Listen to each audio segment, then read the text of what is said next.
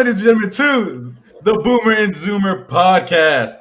Let me introduce the Boomer himself, the man, the myth, the legend, Raging Rock. What's up, boss man? What's going on? How you gentlemen doing? I got my man. I got my man with the most super fire obscure knowledge. My boy Vampiro right here. What's up, player? What's up? What up? And you got me, aka Mr. Lonely, aka Capo, aka the Jar Jar Binks of this podcast. What's going on, guys? Just less racist, though. I know. Yeah. Before the podcast, we were jamming to some old school music. Some old school. It was legit. Some old school. You guys don't know nothing about that old school. Yeah, y'all don't know nothing about that old school, boy. You don't know nothing about that old school. That old. You said that too well. Yeah. You said that recently, didn't you? You don't know nothing about that, boy. Yeah, that's what I. Who are you cussing out? Who are you cussing out? That's how I talk to my son. What you know about that, boy? Bring your ass up over here. I believe it. That's somebody's old uncle or something. Yup. Nah. How was your guys' gentleman's week? It's good. Chilling. It was good. Chilling. Real busy, but good. Real busy, but good. Same. Can't I'm not gonna lie to you guys. I thought I was close to biting the bullet this week. What's that? I said I thought I was close to biting the bullet this week. I'm not gonna lie to you guys. What? Why is that? What's man, up? I felt like complete dog like for 2 days. And then I was like, oh no. Because I've gone on a streak that I don't want to jinx myself, but like I've been an essential worker since it all started. Okay. I've been out the whole time. And so like these past 2 days, I felt like, well, I think it was like the weekend, maybe like Friday, Saturday. I felt like just down in bed, just dying. And then bounce back Sunday, like nothing. All right. Okay. All right. But I was in bed like, man, I'm going to have to go get tested. I'm going to have to go. Then I called to go make an appointment to go get tested. And they're like, do you have any symptoms? I'm like, no, just fatigued and, weak. It's like, are you having trouble breathing and this and that? I was like, not really. I'm good. And she's like, all right. Well, then it doesn't sound like you have the symptoms. If it continues for more than like 4 days, you should come in. But, I was like, all right, cool. So then, bounce back Sunday I worked through it all, but yeah. I thought I was close to it, man. Close to it. That'll do it. It's funny you say that. Like the symptoms get super weird. I just saw this video. This girl, it was like this girl's TikTok. She had it, but her only symptoms were she lost taste and smell. Yeah. And they lined up all these drinks with the labels of what it is. And it was like Gatorade, Sprite, Pepsi, pickle juice, milk. And she just drank all of it without even hesitating. And some of those back to back just taste weird as Yeah. And she drank all of them and they're like, what is it? She's like, water. It has the texture of milk. And she was on pickle juice and Gatorade back to back. And she tanked it. And just like, man. And then on the comment on the caption it said, "This scares me more than not breathing." I can taste my food. I was able to taste my food, so I knew I was. Yeah, like she went down the line, drinking everything and like big gulps, and she's just like nothing. But the one that caught me was milk, Gatorade, and pickle juice back to back. And she's just like, I taste nothing. I'm like, that's freaky. Yeah, that's a trip. At least it wasn't like that, because man, I would hate to not be able to taste nothing. I'm saying. Yeah, you know what I mean? Like that's where there's some days. Okay, here's a question. Let's say you could be a billionaire, have everything that you possibly ever want, but you cannot taste any food or any drink or anything like that ever again, would you do it? Hell no. Oh yeah, Negative. yeah. It's easy. Negative. Yeah. Mm-mm. Mm-mm. Because think about it. Now you're not spending money on food. You're not spending money on expensive food or anything like that. Now you're just spending money on whatever you want. Now you could be eating tuna salad for a week. You wouldn't care. I would. I like tuna salad. There you go. There you go. Yeah. You know how Yeah. skinny I would be if I didn't taste cheeseburgers anymore? I mean, you can. No, you can I legit, couldn't do like, it. I love focus my on food other too stuff. much. Yeah, you could like legit focus on I other can't. stuff in life because you would just be eating to survive. You just eat eat whatever healthy, doesn't matter, just to survive. And Nah. just picture your life would be so simple at that time. You know how at that lean point. I would be? You know Okay, how how lean I about would this? be? I'm gonna flip it to you, Rock. Okay, check it out. Okay. Super simple. Okay, super Yeah. simple. Yeah. I'm not gonna make it an extreme amount of money. Okay, like let's say $20 to $50 on one side. You take it, but as soon as you grab the money and stick it in your pocket, you can't taste nothing. Or my mom's tuna sandwich right next to it. Oh, dude. Like I remember eating a huge like box of them tuna sandwiches when I was at work one night. No, it'd be the tuna So sandwiches. here's some context for everybody I'm for when see it's the taste. Like, okay, so for context purposes, back when we used to train our martial art on Guam of capoeira, we didn't have a studio at the space at the time, so we trained at my house, and my mom would cook for everybody, the entire group, like 30 plus people. And my mom, for some reason, does something to these tuna sandwiches that I just think it's tuna sandwich, but apparently to everybody else, it tastes like the best tuna sandwich they ever had in their life. And the biggest addict is Rock right here. I mean, like, so we had one class, my mom made like 25 sandwiches or so, a huge mountain of them. And only 3 or 4 students showed up that day. It is what it is, we're all kids, we got homework and stuff like that. Krosa took all 25 and lived off of it for days and had 0 complaints. He wasn't tired of it. Yeah. He literally the next class day asked my mom for more. Yeah. Yeah. So that's we had a big class coming today. Wait a minute. I was like, nah, it's about taste. That's why I was like, hang on. $50 or my mom's tuna sandwich. Yeah. Yeah, that's a good one. That's a good one. Yeah. So that's why there's too much food that I just couldn't do without, you know what I mean? Like if it was just me living alone and I don't cook often, sure, I'll take the money because I eat the same crap every day because I'm not a good cook, but I eat because I need to eat. You know what I mean? Like I can eat like the same thing. You know what I mean? It's good because I know I have to eat. It's fine. But my girl can cook. My mom still cooks for me. There's other things that will be like, nah. I need to taste this. I need to taste this. If I had nobody else around me and it was just me and I'm by my lonesome being a shut-in, I'll take the money because I don't care about the taste at that point. But my mom and my girl cook. Hell no, I need to taste that. Yeah. Nice. Yeah, but you could change their lives with that kind of money, though. You could change their life with that kind of money. And, yeah, you're sure you'll miss the food and taste and stuff, but you can change their life. So, Dang. Sounds kind of selfish to me. Dang, it's coming to say. Yeah, man. And then I will do the same thing I did to Rock.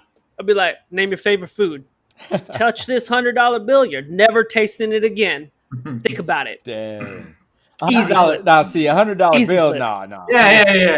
$100 bill, that's like, okay, hell no. But like, be a billionaire? Life-changing money. Yeah, life-changing money. Can't do it. I love food. I cannot.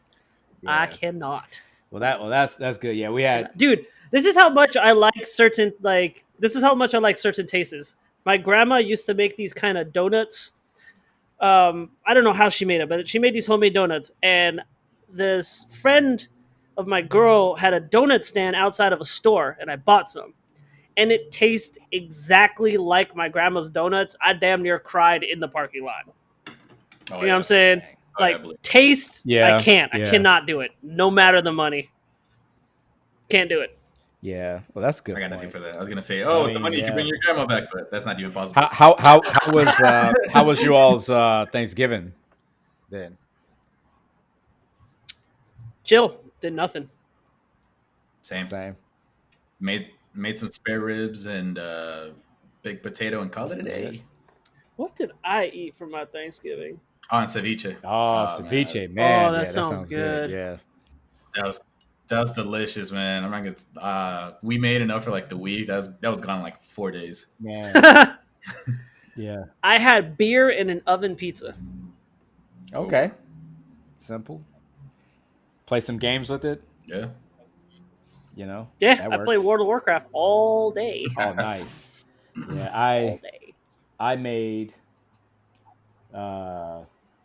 I made green bean casserole, dressing for the turkey, my famous mac and cheese. Y'all gotta try my mac and cheese; it's legit. I made sweet potato pie and turkey, and we had cranberry dressing, but Yeah. I got that from the can. But other than that, I love cooking. You guys like turkey? Yeah, you do it right, man. You do it right. That's some good eating. Yeah, I'm on the rocks with turkey. Exactly what he says. It has to be done right. It's that, for some reason, that particular bird, like, when I eat it, I'm so picky about it. It's weird. I can eat dry chicken or any kind of meat, but there's something about turkey. If it's not done, I just cannot do it. Yeah. Don't know why. Speaking of chicken, I remember when your sister made that fried chicken, and like me and Dotor, like we tore it up. It was crazy. We like stood. I forgot who said it. Somebody was there. Like, we're all having plates, and Dotor and Rock are just in the kitchen in front of the tray, Yeah. just eating it. And somebody in the background, we're on the military base, was like, in the back, I don't know who it was. It was somebody. I think it was my sister's husband at the time. He's a Puerto Rican cat named. I think it was him, but he's in the background, and you hear in the distance. Anybody notice the only black guys are in front of the chicken? Yeah. Yeah. And your sister was like, your sister's like, you could come into the living room, and me and Dotor were like, we stayed right there. Heard, I think, say, why are the only two black guys are in the kitchen eating the chicken? Yeah, and then your sister was like, you guys can come in the living room with us. And me and Dotor were like, We stood right there in the kitchen, didn't move. They had the trash can on their left, and they're just 1, 2, 3, 4, throw, grab the next one, 1, 2, 3, 4, throw. I was just growling at people and getting back. Get back, hold up. Yeah, I remember that. Stereotype. That was to the hilarious. max. Yeah, dude. And then for some reason, like, music started playing, and then Dotor started dancing while holding the chicken. Yeah. What? Yeah, because remember we used to watch like music videos and stuff like that. That was oh yeah, that's right. Yeah. We had MTV2, and before they had TV shows, that was like the only sub channel of MTV. When you had cable, if you had like the big package, you had MTV, MTV2, and MTV3. But at the time, MTV2 didn't have no shows, strictly music videos. No Jersey Shore? No, nothing. Yeah. Nothing. Yeah, nothing. It was just music videos. And we would stay up all night watching it and making fun of it, because some of those music videos were hilarious. Yeah. Also, it was the first time, I remember one night, it was a music video. It was Trey the Truth, Lil Wayne, Rick Ross. I think the song was called Incredible. And it was one of the first times Rick Ross took his shades off. And all of us in the house were like, oh! Yeah. Because he never did it when he first came out. Like, this was like early Rick Ross. He always had the shades. And then he's like, look into my eyes. And we're just like, oh, put it back on. Put it back on. Yeah. I'd rather not, Rick. I'd rather not, Rick. I'm sorry. I'd rather not. For real. For real. We used to laugh, dude. We saw some crazy music videos, and that was all night. We would drink our asses off and watch music videos and just roast everybody. Yeah. For real. Yep. That was a good time. Yep.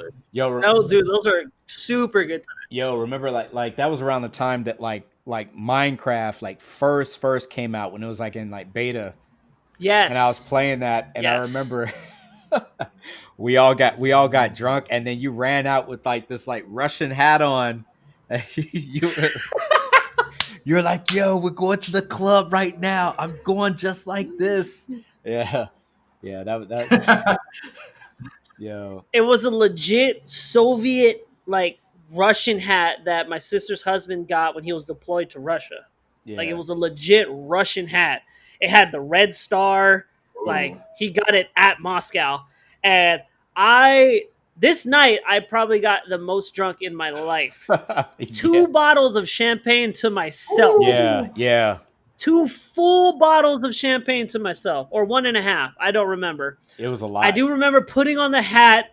I put on the hat. I didn't have a shirt on. And I'm just like, we going now, motherfuckers. We going now. Let's go. And then apparently my sister's husband's desk was against the wall. Yeah. And he had a sound system. So I'm plugging in music on his computer. And then the drunkenness kicked in. And according to Rock, I was rocking back and forth. He said, "Are you good?" I said, "Yeah, I think so." And I slammed my head behind the wall. Yeah. Whoa. Yeah. And then bounced forward and slammed my head to the keyboard. But once it hit the keyboard, it didn't come back up. It just stayed there. He just stayed there. Like, down on the keyboard. KO. Yeah. He was done. He was done. Because he was kind of talking me into going out to the club. I was like, yeah, go out to the club. Yeah. Once that happened, there was no club. It was it was done. It was done. Man. Yeah. That's hilarious. Yep. Yo, we would have such crazy parties at my sister's house, to the point where everyone would show up and be like, "All right, we meet here and we go." Yeah. We never made it out the door because they had a stocked bar. Yeah, that was the spot. Yeah. Stocked bar, and my sister's husband at the time had a legit sound system on his computer. Yeah. So we would dim the lights, crank the music, and just drink. Yeah. And then I'd knock myself out in front of a computer. dude, that was like 11 years ago. Because I remember, Yeah, dog. because I had a babysitter for my son, like all lined up. I'm like, yeah, we're gonna go out. And then like when that happened, I was like, yeah, no, it's done. It's done. Yeah, that night. Yeah. We just kept drinking and talking and drinking and talking. And then one of the girls out there, she was very sheltered. She never left Guam and never really got experience to like anybody from the mainland or like certain music. And we had to I'm telling you the truth. We had to explain, as weird as it sounds, what twerking was. Yeah. Huh. This girl was Yeah. super sheltered. We're watching MTV2, and then like UGK comes on, right? Yeah. Yeah. And we're like, oh, they're playing classics. And then the girl's just like, I'm not gonna drop any names. The girl's just like, oh my God, how are they doing that? What is that? Is that a thing? And we're all just like, where have you been living? What? Yeah. On this island. What do you mean? But then you found out she went to an all-girl Catholic school, and she was super sheltered. But it was the funniest conversation trying to explain twerking. Yeah. The whole party. Then on the Show her how side, to do it? then she pulled me over to the side. Was like, "Can you please teach me how to twerk?"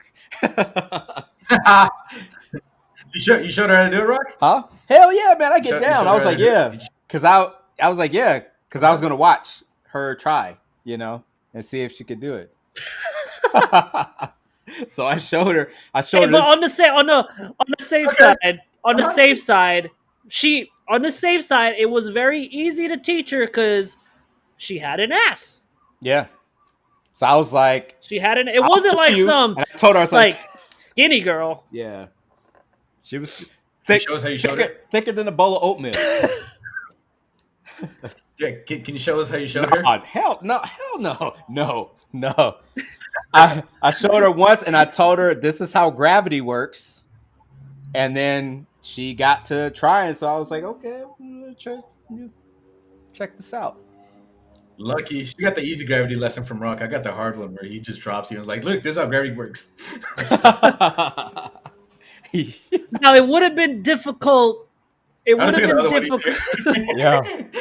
If she was rolling around like Miley Cyrus, like no ass, then yeah, like that would have been hella difficult. Yeah. Here, sweetheart, just stand against the wall. It's okay. Yeah. No, homegirl was thick. Homegirl was thick. You know, literally, all you had to tell her was like, "Okay, go on your toes. Now just drop your weight down. You're done."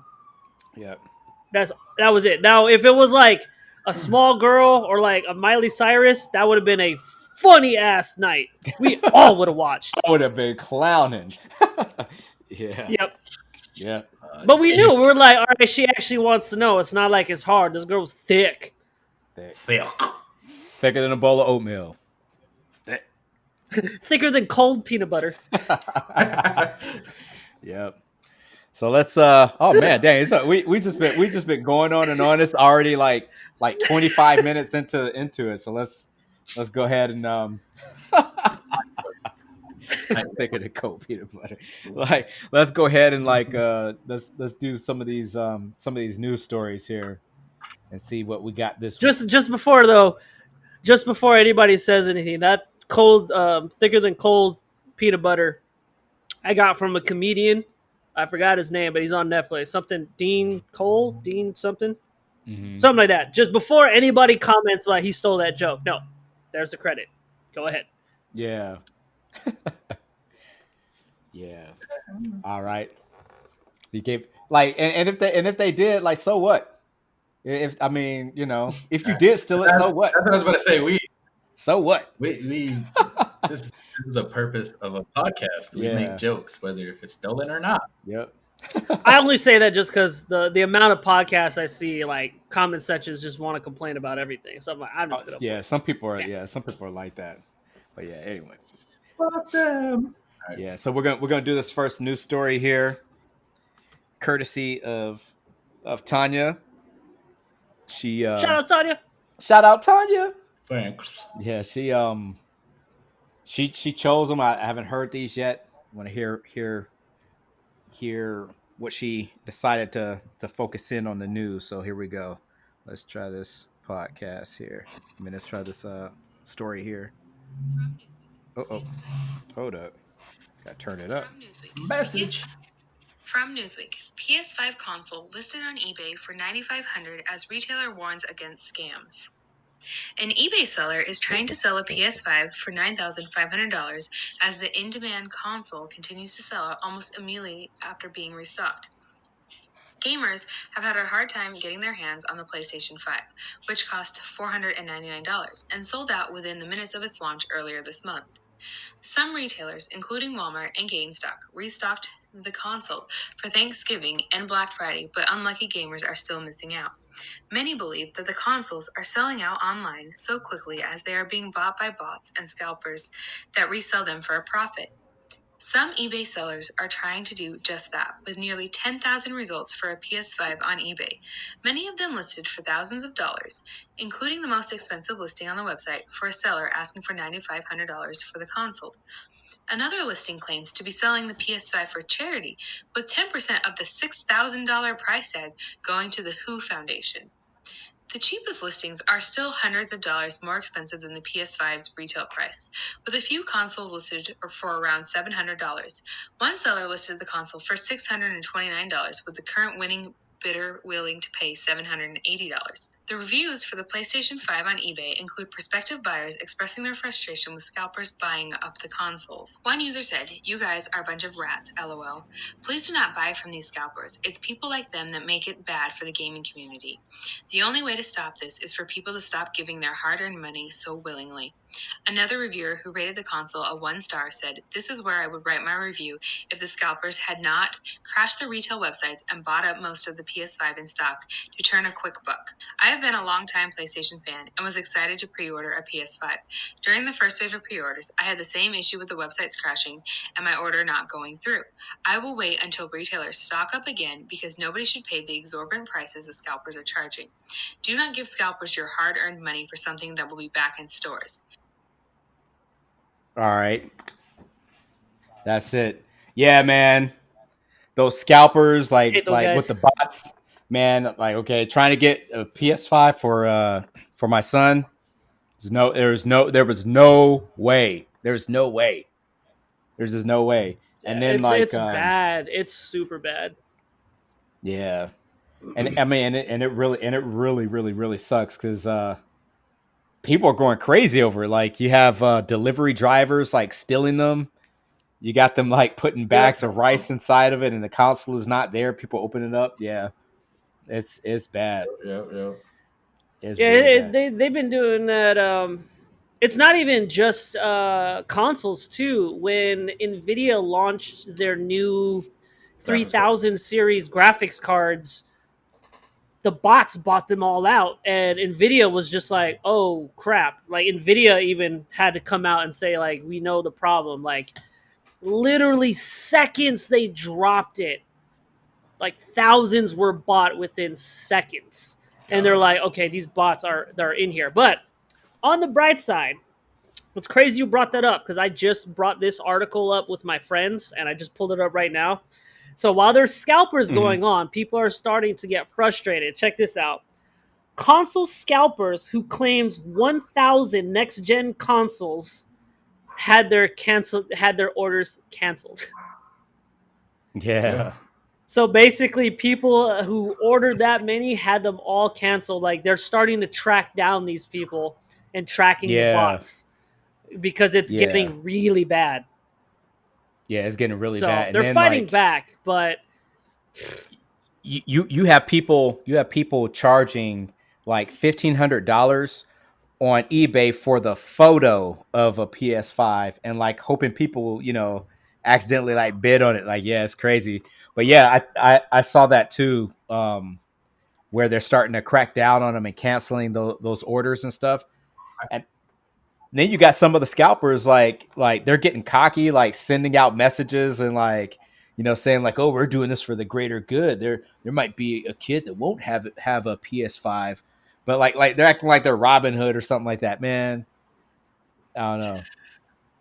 I heard like there was like people on Amazon selling like fake, like just like saying they're selling a PS5, but this is through like Amazon resellers, and they're like sending people like a box of sand and stuff like that. I was like, how do you get away with that? Like, how do you do that? For real.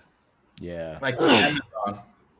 It's crazy. It's crazy. It's pretty bad. I mean, out here in Hawaii, I've seen a few people actually have the console, but it's few and far between. I mean, I even went to Best Buy on Black Friday. They had them. They sold out. Normal. Nothing they like crazy. Actually had them in the store. Like, they like had them in the store. Like, yeah. Apparently, because when I was wandering Best Buy, I hear people talking to the salespeople. Like, they literally kept saying, "We had them." Oh wow. Yeah. So yeah. But literally, I mean, don't get me wrong. It wasn't like readily available. Like, some of them were already pre-sold. You know what I mean? Pre-orders. Yeah. And then like they had X amount for walk-ins, and then, you had those crazy people camping out in front of Best Buy. Yeah. So. Yeah. Wow. It's pretty wild, but that's why like I'm not getting a new console until probably the middle of next year, if not the end of next year. Because yeah, like and then my son so much right now too. My son told me too, like he and plus I knew from the past when the consoles first come out, you know, they have like all kinds of issues, like, you know, chips burn up or fan stop or whatever. So it's best to let them like work out all those issues there. But I know he was really hoping for one, The but PS5, the, Sorry. the PS5 with the bigger heat sink is heating up on people. oh That's how bad really? it is right now. Yeah. I have a, I have a buddy of mine that he got both, and I'm not talking about like when it all happened. Like recently, he got both PS5 and Xbox, and he said the PS5 already gave him error issues already Dang. twice playing Spider Man. I was like, what? Dang. How? He's like, yeah, it just happened like that. That's why. Yeah. That's why You know I what's saw. crazy though? It's funny how everybody like goes nuts for like PS5 and Xbox, and they always have problems. And then you got the secret powerhouse Nintendo that always drops a console with Mhm. 0 issues. Uh, Alrighty. So what's up next? Is there All another right. story, or is it on to me? Yeah. Let's jump into the next story. Yeah, let's jump to the Yeah. next story. Here, let's hear what we got. Let's hope it stays. Yeah, you should still be able to hear me though. I think right. Yeah. From GameZone, Marvel's Avengers resulted in a $60 million plus loss for Square Enix. Marvel's Avengers has been out for about 2 months and it's been a bit bumpy. After several years in development, the game came out to a lukewarm reception.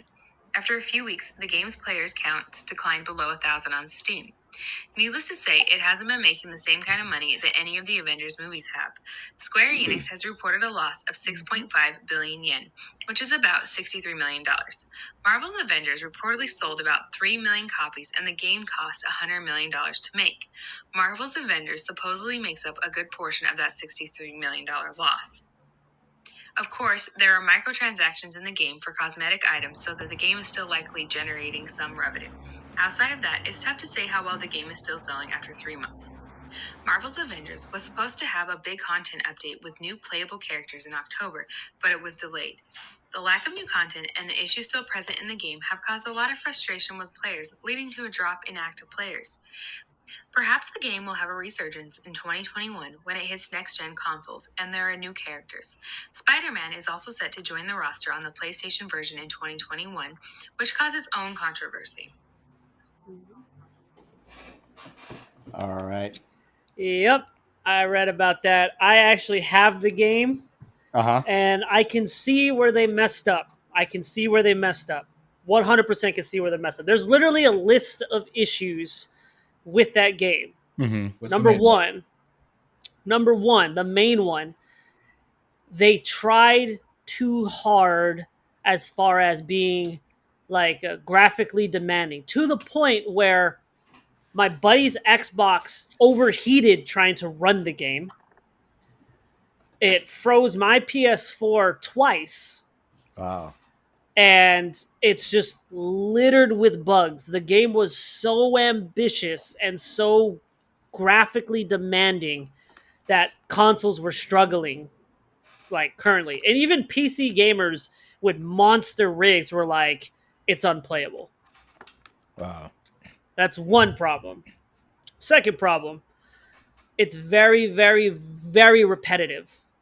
Like it's the same thing over and over and over again. It's like it's a grind fest. You do the same mission, but then they give you different stipulations.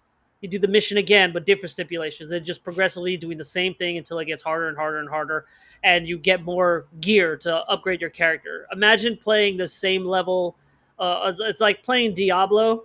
If you guys ever played Diablo, Yeah. you know how sometimes Diablo gets repetitive. You just keep playing until you get that new item, and then the same level just harder. Yeah. That's another thing with that. And third problem, constantly online. That game is an online only game. You have to be connected to the internet. There is no offline. Yes. Isn't there like isn't there like matchmaking where you have to queue, like you're in a queue waiting for enough players or something like that, or? Yes, there is.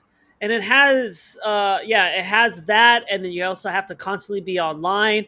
After you're done with the campaign, then it's that open story mode. You can do the campaign. You can literally knock it out in a couple days. And then you go into the open world mode, which is basically the levels from the campaign, just up to the difficulty, and you just do a cycle of the same crap over and over again. But it's online only. That game was honestly, I've only played it handful of times. I got frustrated because of the bugs, and to be honest, it got boring. I'm gonna continue playing it and finishing it, but don't buy it at full price. Get it when it's like $30 or less. That game was So kind of a letdown. So like yeah, the only thing I really know about the game is that it it had a bad rollout. That's pretty much like I heard people say it had a Yep, bad launch. But other it than did. that, like seeing the game like on different platforms, like it's selling for 50% off right now, or like saw some Yep. crazy sales. I was like, ooh, I was like, the game just came out. There's Yeah. something majorly wrong with that.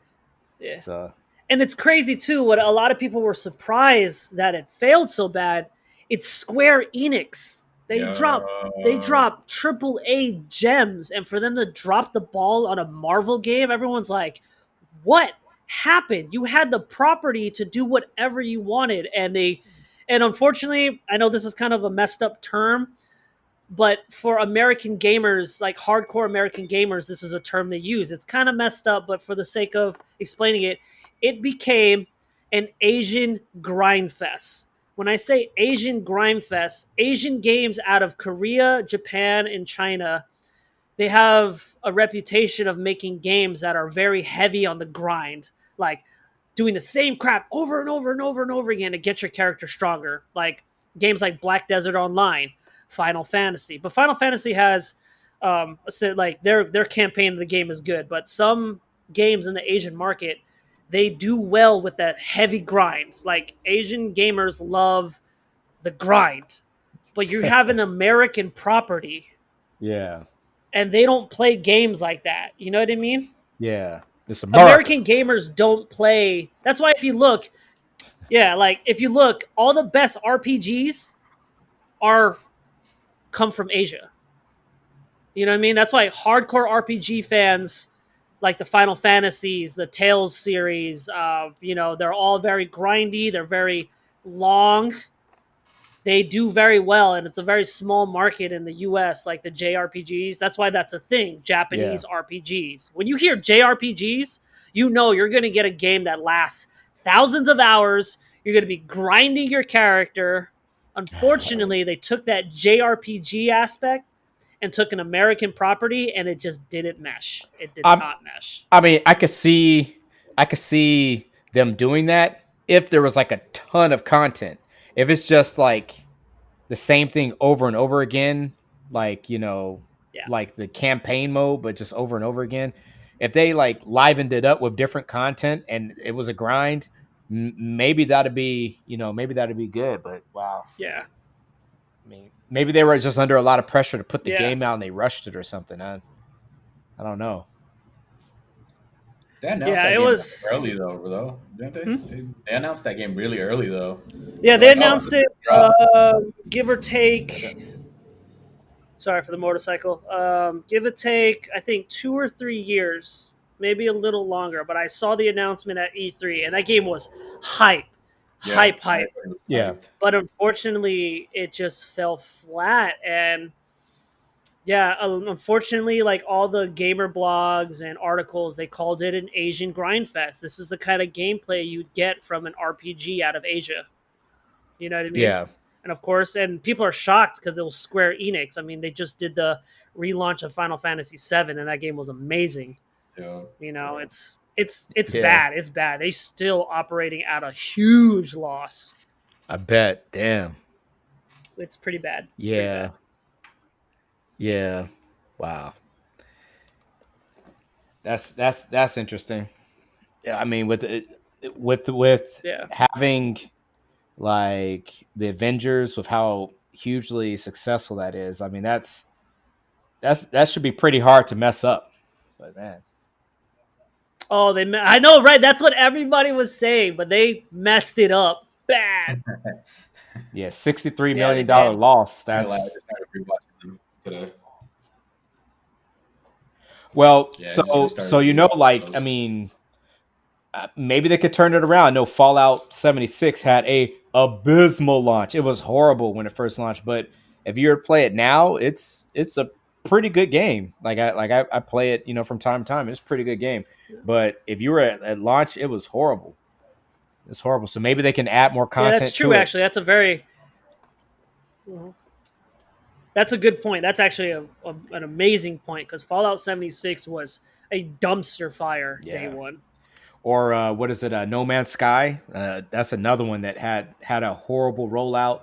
Like I thought that game was done, but now like it built up a fan base and it's doing great now. So. Mm-hmm.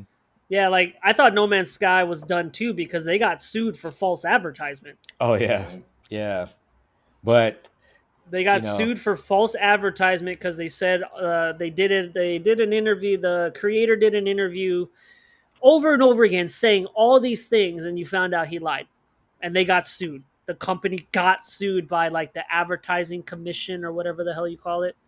Yeah, because no, he was just like, yes, you could do that, we could do that, and no.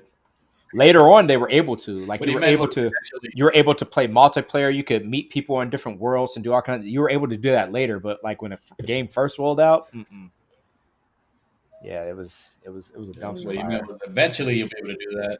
Not right now, though, but yeah, eventually you'll be able to get to all that.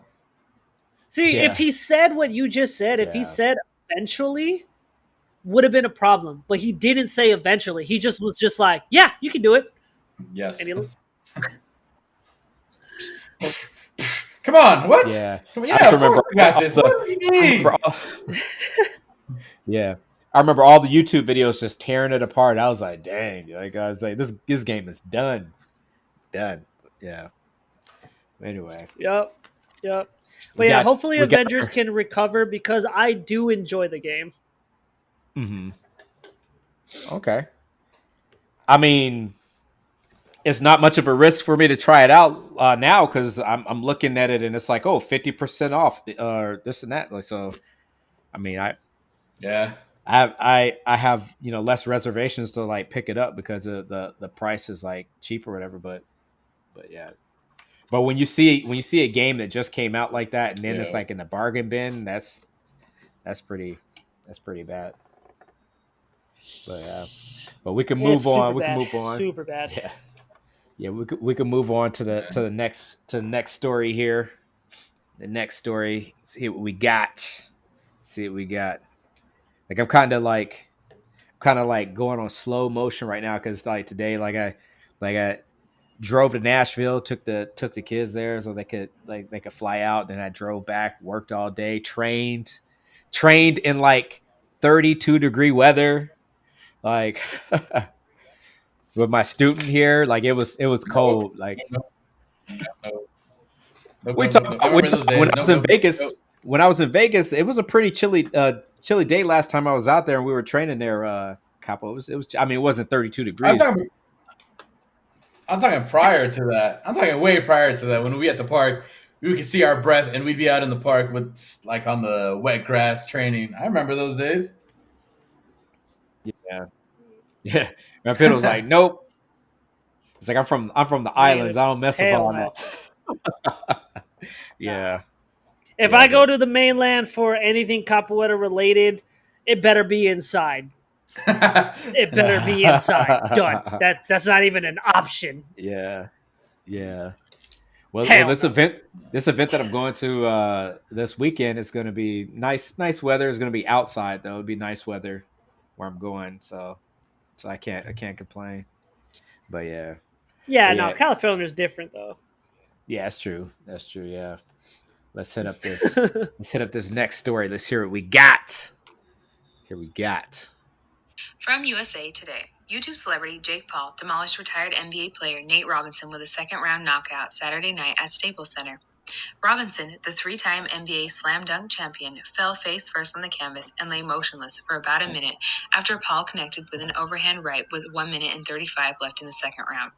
Robinson, in his first boxing match ever, came out aggressively. Leading with his left hand, Robinson rushed Paul in what was billed as the co-feature bout of the Mike Tyson-Roy Jones Jr. fight. The ungainly style initially appeared to neutralize Paul, 23, but not for long.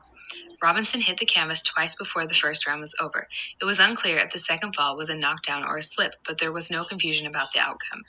Paul's overhand right in the second round that dropped Robinson proved devastating. Robinson, 36, remained on the canvas unconscious for at least a minute, and it took a while to get him off the mat and onto a stool. Robinson walked to the locker room under his own power, and there was no immediate plan to take him to the hospital for additional medical attention, fight publicist Michael Goldberg said. Okay, like first off, Okay. So I kind of thought I was gonna see if we did pick up on that fight night. So let's start there, right? Let's start on this fight because the undercards they were good too, right? Rocky, did you see them? Did you see the undercards? yeah, I watched the undercards. Yeah, I watched the undercards. Yeah, but the Tyson fight and this fight are the ones that got the most headlines. So why was he in the ring? Can we answer that first? Why was Nate Robinson in the ring? Yeah, Easy. I can answer that easy. Why? Because no one takes the Paul brothers seriously. And unfortunately, Yeah. he messed up because little do they know, the Paul brothers actually took training seriously. yeah. It's pretty much that's pretty much how it is. Okay, now the commentary from like Snoop Dogg and everybody else while the fight was going on was hilarious. They're like, he was like, man, he ain't ready to live that life. Like, this is a lifestyle. He ain't ready to live that life. Like, listening to them talk was hilarious. Now, okay, people say, like, I don't really watch the Paul brothers at all, like, but I've seen some of the controversies that they've had. I know, like, they have a huge fan base or whatever. Like, this dude came in there, and when he hit that dude, his head, the way his head fell, it was like, bow, hits the ground. I'm like, okay, this dude, okay, he needs to. That was cool. That was impressive. He went in there, he backed it up. But now he needs to fight like a real fighter, a real boxer. Fighter. Like he needs Facts. Yeah, he needs to do that. Like kudos to him. He knocked Nate Robinson out cold. It was hilarious. Cold. But he needs to fight a real fighter, because after he's like, yeah, you know, my whole life has been a fight. You know, I've been fighting my whole life. That's what it's about. Like the way he was talking, you would have thought this dude won like unified belts. Like the way he was acting, like, hey, He was like, acting like he came out of the hood, yeah. and like this was a big thing.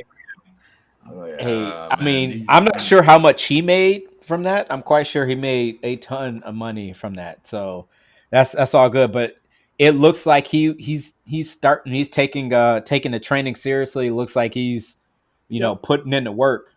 I want to see him against somebody serious, a serious contender. Yeah. Doesn't have to be somebody like super that's- high up there, but like somebody that's actually trained, that's been doing that, has some fights under their belt too, you know? Yeah. From what I saw, a lot of people don't realize you can, because I hate the brothers. I find them extremely annoying. But I will respect they took training seriously. They took the art of boxing seriously. After seeing a few of their clips that went around Twitter and stuff of them training, like people who do martial arts and understand fighting, you can look at somebody throw a punch and be like, okay, he knows how to throw a punch. Like that's a real punch. So when I was watching him, Jake and Logan throw punches, I'm like, oh, they learning. They're really learning. They're not just like swinging on the bag. I'm like, no, it looked crisp. Now, granted, when you put an opponent in front of you, you have to learn how to transition from having a crisp punch on a bag and then somebody who moves and will hit you back. That was very clear when Nate came forward. Logan knows how to throw a crisp punch, but he still needs to practice when someone's fighting back. You know what I mean? Yeah. But unfortunately, Nate, just from that fight alone, took none of it serious. He just thought they were YouTube celebrities. Like, no, dog, They really practiced, and he got slept. He got it. He got it, man. That was hilarious. You know what I mean? Yeah, he got it. But I mean, the big. But it's true what he said. He needs to fight a real fighter. Yeah, he needs to fight a real fighter. The big fight of the night, though, Tyson versus Roy Jones. Like the commentary was so funny on that. Like, I don't know if it was Snoop Dogg or somebody like over there said that looked like two old uncles at a barbecue fight. I was like, oh shoot, that was hilarious. It was hilarious. But at the same time, like I saw it on Instagram. I don't know like the official numbers or whatever, but it said Mike Tyson made $10 million off of that fight, and Roy Jones made $3 million. So I'm just like, yeah, they like can't knock them, can't knock them for that, can't knock them for that. And Tyson walked into the fight high. Yeah, yeah. It's no, he came out and said that. Yeah, no. Yeah, he's I know that much. My thing was that like when they said it was a draw, I was like, really? Because I saw Roy Jones like huffing and puffing, and there was one point before they went out, I saw the two belts. So I'm like, were they planning on it being a draw the whole entire time or what? Because like you see the two belts. Like I saw I was like, why is there two belts? And so, man, I can tell you. So I looked into that fight a couple days beforehand because I wanted to see because there was headlines going around about the rules. The rules were wonky. This is the rules. 8 2-minute rounds. It's already kind of strange. Sorry for the sirens. Yeah. 8 2-minute rounds. Hang on, they're getting closer. Sorry. No worries. I'll keep talking. Like, yeah, no, it was really. It was just crazy that it was everybody really skeptical eyes when everybody heard it was a draw. Yeah, but at the same time, okay, we're good. Sorry. Oh no, you're good. Go ahead. So this is where a lot of people didn't look into it because people were screaming from the rooftops. It wasn't a draw. It wasn't a draw. It clearly was not. But obviously nobody looked into it. 2 8-minute rounds. Headgear was not required. And they said, the people who put this together, they're encouraging do not go for the knockout. Of course you can say that, but you can't stop them when they're in there. Yeah. Another thing, if there was a cut, a bad enough cut, they were going to call the fight right then and there. If there was any cuts, they were going to call it. And the biggest one that nobody looked into again, which was stated in the rules, they literally said, the commission who put this together, there is no definitive winner. It was always going to be a draw. Yeah. Everyone's screaming at the top of the rooftop saying, it's not a draw. Obviously, it's not a draw, but y'all didn't look at the page, like y'all didn't read the news. They said there is no definitive winner. Yeah. So it was set up to be that from the get-go. Another thing too, like when I was watching Tyson, like, he was going all to the body. He barely touched Roy Jones' face. I was like, why is he doing that? He clearly has all these open shots at his head. He didn't do it at all. He did his little rush each time, and he would do like almost the same combination like to the body, and then he would back off. And then like Roy Jones would do like his stuff that he used to do back in the day or whatever, try to pick off certain shots or whatever, certain, weird angles or whatever. And then he would back off. But you could tell who actually was in shape for that, because like Tyson was not winded at all. Oh yeah. Like I was watching Roy Jones, I was like, dude, man, like yeah. Tubby. Yeah. But I mean, it was good to see them in there moving like that, and I guess it brought out, pretty decent numbers for them to get that amount. I mean, I watched it on Instagram. I saw a bunch of my friends like watching it, people around my age, even some people younger like watching it. So I was like, okay, cool. Tyson can cash in on that. So I have a tangent. Can't knock him. What you got? So I got a tangent that's in the same category. It's not part of my topics, but screw it. Let's make it part of my topics because it's part of the same subject of boxing. So Okay. I particularly, I love, ever since I started like really learning how to work out, I got into powerlifting and now I'm learning how to do Olympic lifting. But in that, I got into powerlifting first, and in that, it spiraled into I started to get really, really invested in strongman. Mm-hmm. You know what I mean? Like the monsters. So, Yo, some context. Two of the world's strongest men. The 2017 winner, Eddie Hall, who actually he was the first man to pull over 1,000 pounds on a deadlift. And then the 2018 world's strongest man and the Game of Thrones superstar, the Mountain. His real name is Hafþór Júlíus Björnsson. He also just broke Eddie Hall's record as far as the deadlift. He broke the deadlift record. I think it was like 1,100 plus or some Eddie Hall shit. would say allegedly. Yeah, but Yeah. the story is no. No. He says that because Eddie or Hafþór, the Mountain, broke that record at his own gym because it was when the pandemic was at its peak. Yep. And he had the judges over Zoom and crap like that. So a lot of people are kind of discontinuing it, but it is in the record books. Now, the reason I bring this up is because the Mountain and Eddie Hall hate each other. They absolutely hate each other. So what happened was last year, Hafþór pulled the deadlift, slammed it on the ground, got the 3 white lights, new record. Then they interviewed him, and he went into the camera. This was all hush-hush until he said this. He went into the camera. He said, I got the new record. I'm retiring from strongman. Nobody knows this, but I'm going to say it right now. Eddie, he looked at me, Eddie, I know you got the contract. Sign it. Apparently, they both signed a contract to do a boxing match. Those two monsters of men are going to fight next year in July or something. So they had over a year to train. So that's the new freak show prize fight. Eddie Hall, the 2017 World's Strongest Man and one of the best deadlifters in the world, versus the Mountain, 2019 World's Strongest Man, new deadlift world record, and a 7-foot, 400-pound giant. They're going to fight. Now, both of their YouTube channels have them training. There's so many questions. So, what is the weight requirement for them?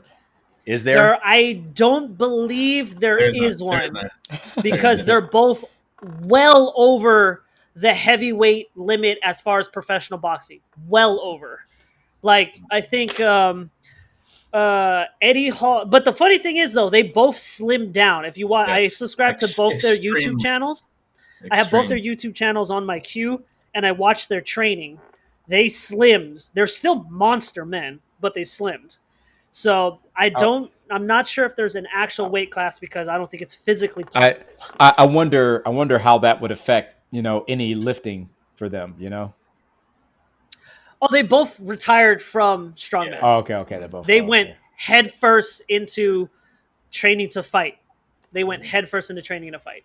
So this because I follow them as well, and like I'm like deep into that as well because Eddie Hall's a British snobby motherfucker that'll just say to your face. This is the best way I could describe this man. It's true. 100% true. And Hafþór is just this Swedish. No, he's Norwegian, Icelandic beast of a human. That's just a humble giant, right? So this beef comes from a contest where Eddie won, yes. right? Yes, Eddie won, and Hafþór thought he won, and that they called a faulty drop, and Eddie took the W. So that beef starts from back then. Yeah. So the beef was, if you don't, the beef was the finals of the World's Strongest Man 2017 was a Viking press. A Viking press is a shoulder press, but it's on like a louver thing, right? Yep. Mm-hmm. So Hafþór does it, right? Bangs out 13, if not 14, right? But on his 14th, he had soft elbows. Soft elbows in any lifting competition is you didn't lock out, right? Yep. So he ended up with 13. And he's like, he goes up to the judges. It's all on video. He goes up to the judges. What did I get? They're like 13. Zero problems. He was okay with the not calling 14. Eddie Hall goes. He got 14. And then Hafþór, runs up to the judges and tries to argue after the fact. Once he realized Eddie won, he tried to argue for that extra rep. And that's where the beef spiraled. Because Hafþór called Eddie a cheater. And now they've been beefing for all these years, and they're in 2021, they're gonna fight. Like fight. Nice. And so like Eddie's just like anytime they would see each other, it was just like awkward animosity. Because there's like a video with Eddie, I think it's on his channel, where like Eddie and Hafþór get in an elevator at the same time, and like the camera guy's just like, "Oh man, how's it going, Hafþór?" Yeah. And they just cut the camera right there, and then like it just comes back to Eddie like, "Yeah, that was an interesting elevator ride." Yeah. Wow. Yeah, it's gonna be crazy because these guys are giants, bro. Giants of men. Now, 1 minute rounds. 1 minute rounds. That's all they can last. 1 minute rounds. 5-minute breaks. And but you know what the crazy part is though? This is where it gets interesting for me. Eddie Hall is an actual former swimmer and holds a record in Britain for swimming. Wow. His cardio is legit. But Hafþór is taller than him and just straight up taller than him. So it's either going to be like Eddie's going to outlast him cardio-wise, but Hafþór just needs one punch because he's so massive. I thought that, right? Because I see them too, and it's like, dude, Eddie has a head on him, man. Yeah, he has like a chunky head. Yeah, it's just like a cinder block stacked on top of another cinder block, then put another 3 on top of it. It's just a huge head, and like these two dudes are monsters that like that's all they train to be, monsters, right? So it's like man, just to say that Hafþór could just throw one hit and knock him out, I don't know, man. I don't know. The only reason I say that is because Eddie slimmed down to the point where he has abs. He does. Yeah. Like he's slimmed. So obviously that's going to make you slightly weaker. Yeah. Hafþór only just recently retired.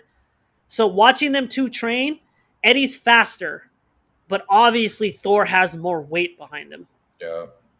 So it's going to be that, it's going to basically like in video games, dex versus strength. Dexterity versus strength. It's so that's another freak fight that we should be aware of. Who do you have? Who do you have winning? Ooh. Oh man. That's so hard. I'm leaning to Eddie because from watching his training footage, he's a crispier puncher. His punches are crisp. But Jesus Christ, watching Thor throw one right on a mitt or a bag, you just see things cave in. You're like, oh my God. Oh, and here, I'll make it interesting. Check it out. Tail of the tape. Eddie Hall. So first number is going to be Eddie. Second number is going to be Thor. Okay, Eddie Hall. Age, 32. Thor, 31. Height, 6'3" versus 6'9". Weight, crap, it's in kilos, but y'all can do the math later. If you guys know it off the top of your head, do a reaction because I don't know. Weights, Eddie Hall, 165 kilos. Dang. Okay, yeah. If anybody knows what that is. I'm American, I don't know. And then Thor is 190 kilos. Jeez. Okay. And yeah, so that's the tail of the tape. 165 kilos versus 190. So actually, let's see if I can do this without Zencaster bugging out. I'll look it up right now. Kilo to pounds. And see, what makes this interesting is that both of these guys are both like called in trainers, called in like anybody they can to get into proper shape for this and to learn how to actually box. And I'm not sure, but are they going to be using headgear? Nope. They're not. No headgear, right? Yeah, Nope. yeah. So And like their trash talk of their YouTube videos are so they're just like, I'm gonna knock you out, you're gonna die, da da da da da. All right, so I got it up. Eddie Hall, 165 kilos, rounds up in pounds to 364 pounds. And then and Hafþór, the mountain, is 190 kilos. That's 418 pounds at 6'9". Yeah. it's a lot of math following that punch. That's what I'm saying. Like Eddie could be is on that, shorter and lighter. They could be on that show, My 600-Pound Life. Yeah. Them dudes are huge. No, they Dude, wouldn't.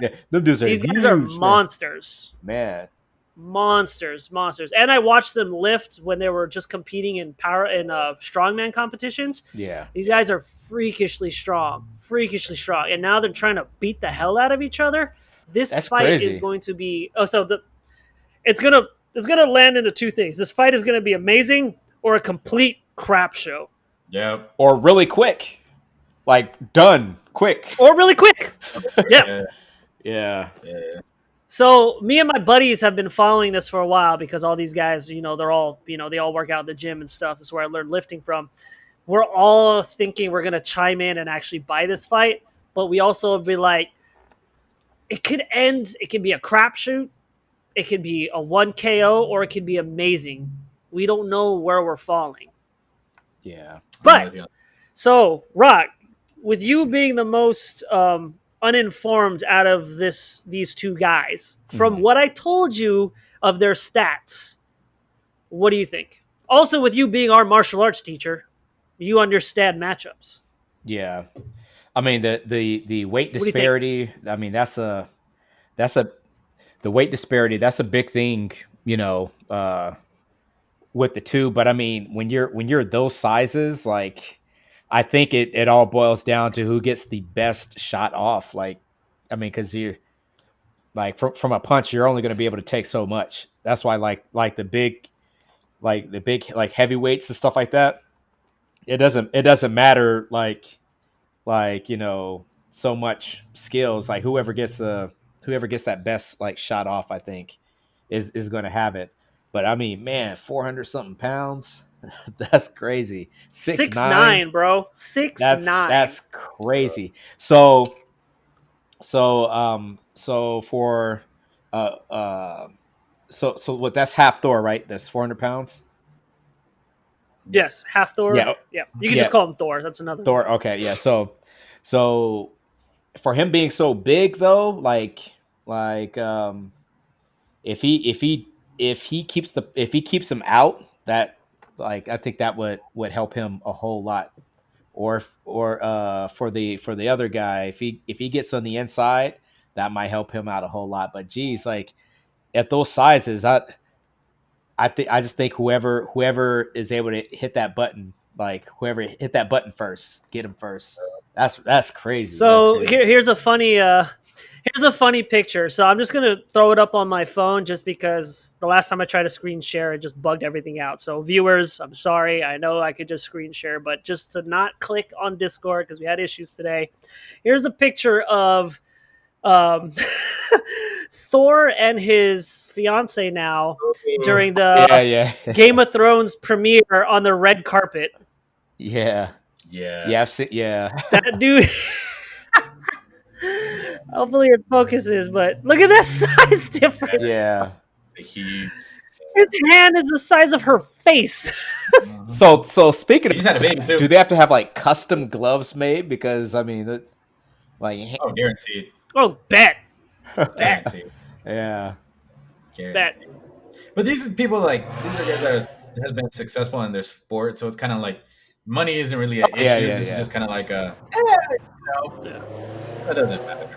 I just want to see them stand in the ring and actually go at it. Like either they're gonna go to like the old school just brawler and just stand in front of each other and go at each other, or Eddie's gonna take the approach of I'm gonna outspeed him and go in and out and tire him out.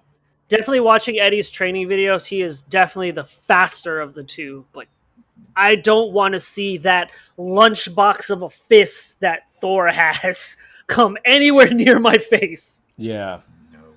These guys are huge, man. But yeah, so actually, let's just use that as one of my topics. So here's my second topic, unless there's another story. No. Those are all the stories. The three stories. All right. So one of my topics during Thanksgiving. During Thanksgiving, for those who don't know, context, during the last Comic-Con, which was Comic-Con at home, as you know, because of the pandemic, G4 announced that they're relaunching. Yes. Oh, really? Wow.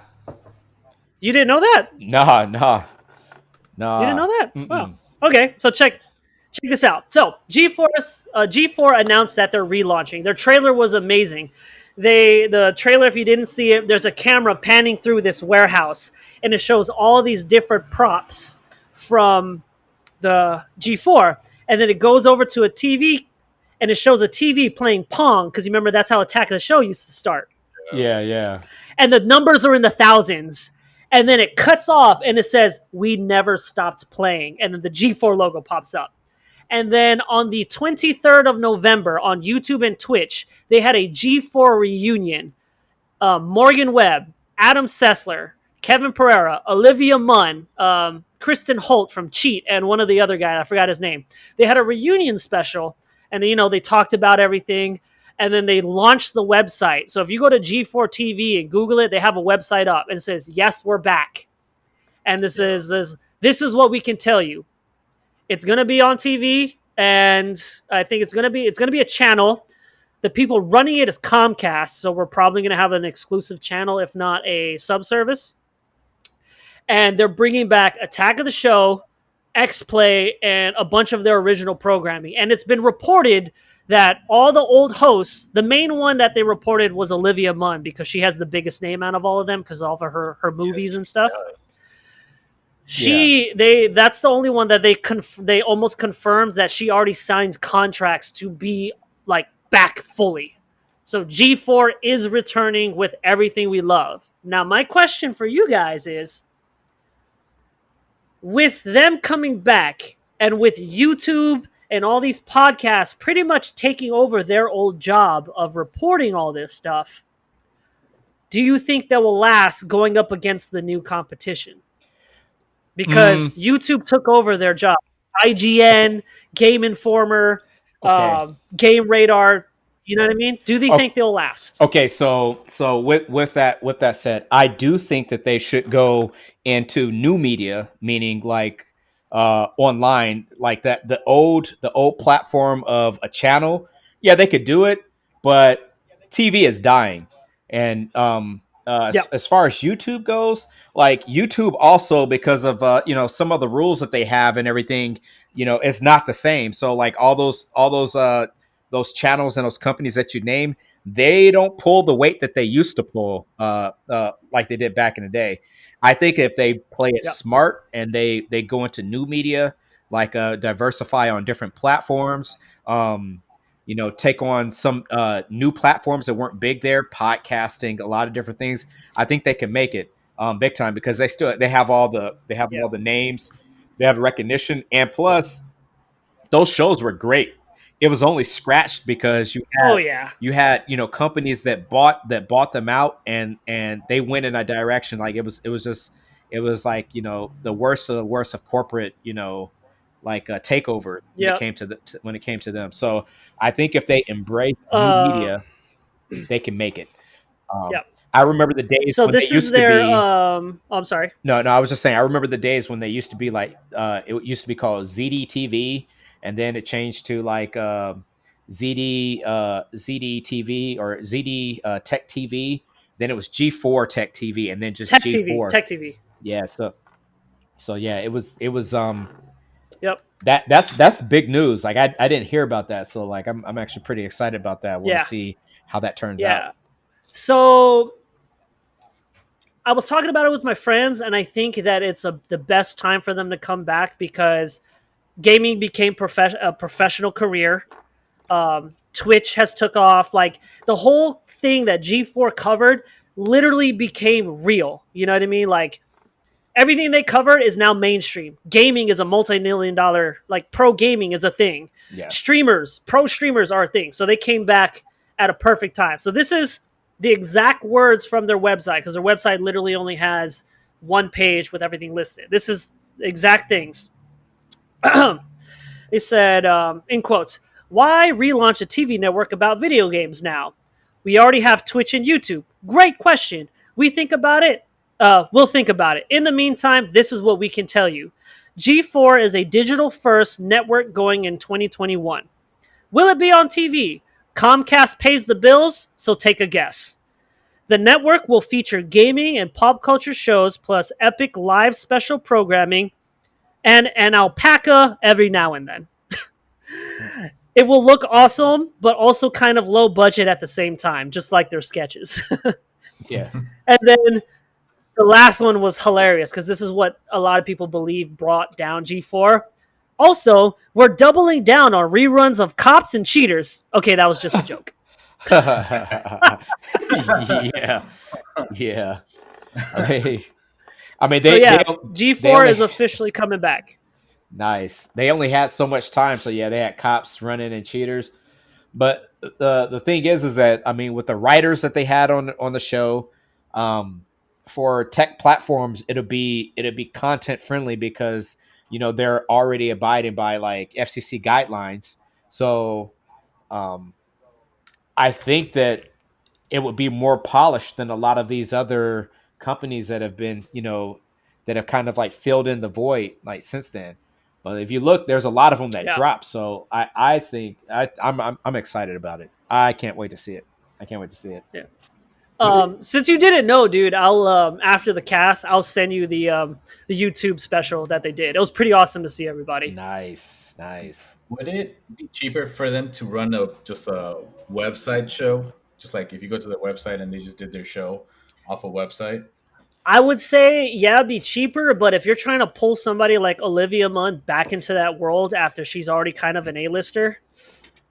So you need you need the ad revenue. And so with them linking up with Comcast, Comcast is gonna, dictate a lot of what goes on, but they have that, revenue coming in. So like, I mean, it's big. Yeah, with them, they could do, online only like platform, but going after that ad revenue is a big thing, and it's changing. That landscape is changing big time right now. So yeah, it's kind of like the wild west. So you're going to see a whole lot of people fold, a whole lot of especially like in gaming news and all that stuff. A lot of those websites right now, they're folding big time. So I think it's a good move. Maybe they could reestablish themselves as like a big player, and then go out from there. Yeah, also like Comcast could flex their wallet and get exclusive interviews with all these people because it's Comcast. They could literally just reach out and be like, hey, we want to go interview Chris Evans. They can't. It's Comcast. Who's going to tell them no? You know what I'm saying? They could flex their wallet and bring in all the new movies coming out and get exclusive interviews. If it was like just a website only or YouTube, they're not going to have that kind of money to try to get those interviews. Yeah. I mean, damn, man. Like, I remember the days, like, we would, like, get done training. We'd chill on the couch, have dinner, be watching Attack of the Show, be watching, like, those are good days. Like, those are good days. Drooling over Olivia Munn every minute she's on the TV. Yeah, I remember. I remember that. Yeah. That was legit. Do you still have cable? No. I think I have like YouTube TV. Yeah, I have YouTube TV and all the other streaming stuff. But yeah, I cut cords years ago. I think the only people I know that have cable is my fiance's family, but they did it with a phone package because a lot of their work is from home. They need an actual landline, so it came with the package. My dad has a weird plan. He has cable, but at a weird minimum. Like, he gets really good internet, and then he gets to select what TV channels he wants. That's legit. So yeah, I honestly thought about doing that. I was like, yo, you can pick your channels. He's, I picked 5. And then that's all I watch. It's like History Channel. Just the shows he watches, he got to pick those channels. I don't know how he did it, but I also don't want to dabble in it because I'm good with my streaming service. But it's pretty cool. Yeah, like I have YouTube TV. It's just like having it. I'm like, like I don't really watch TV much. I'm always on YouTube or always like watching something on some streaming service or whatever. But it's pretty cool to have, especially when the kids are here. They want to watch their programs. But yeah, the only reason why cable was so much was because you had like channels like ESPN that were price hiking like every chance they could get. So I don't know. I cut the cord years ago because like cable companies they were getting too crazy with that stuff, you know. Yeah, they're speaking of ESPN, man. What they did with like ESPN plus UFC at the like originally when they did that, you had to buy it twice. You could have ESPN plus and then buy UFC again, even though it's already on ESPN plus. Yeah. Mm-hmm. That was such garbage. That made me so mad. Yeah. I was just like, wait, I can't order this fight because first I have to subscribe to Plus, but then buy the fight again? Yeah. Garbage. Yeah. But yeah, so G4's coming back. I think that was it. The boxing one and G4 coming back. That was because that literally happened last week. It was the day before Thanksgiving, so that was like the freshest one in my mind. That's legit. Like that's good news. Back to the little to the fight from this past weekend. Do you guys hear that the older Paul is trying to call out Floyd Mayweather? Yes. Oh, really? Yes. This idiot's trying to call out Floyd. Dang. Oh, you know who else he called out that same day, right? No, who? Yeah, he called out Floyd, but the one he's really calling out super hard, Conor McGregor. I heard that. Conor McGregor. Yeah, Conor McGregor. I'm like, bro, just get out of here. This ain't your lane. I'm like, again. Go fight that guy again. But not these legends, man. What are you doing? Yeah, like and then at the same, I think a few days later, Jake Paul called out Ben Askren. Yeah. And Ben Askren replied back and said, he's like, yo, let's fight, da-da-da. Ben Askren was just like, wrestling, MMA, Muay Thai, kickboxing, what you want to do? Let's go. And then silence. I'm like, dude. Yeah, Ben Askren got knocked out by Jorge Masvidal, but he's still a real fighter. Yeah. Stop talking. Stop. He's going to kill you. That just shows you where Jorge's at in his level of fighting. Not that Askren is a weak fighter or anything like that. Yeah. My whole thing is like for them trying to like that guy just has 2 professional fights.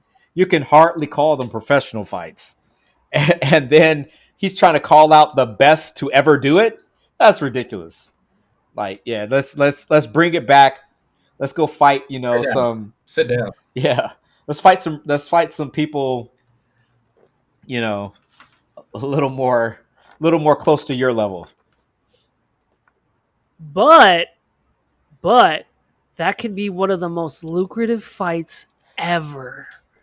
To watch Mayweather knock out a YouTube celebrity. Yeah.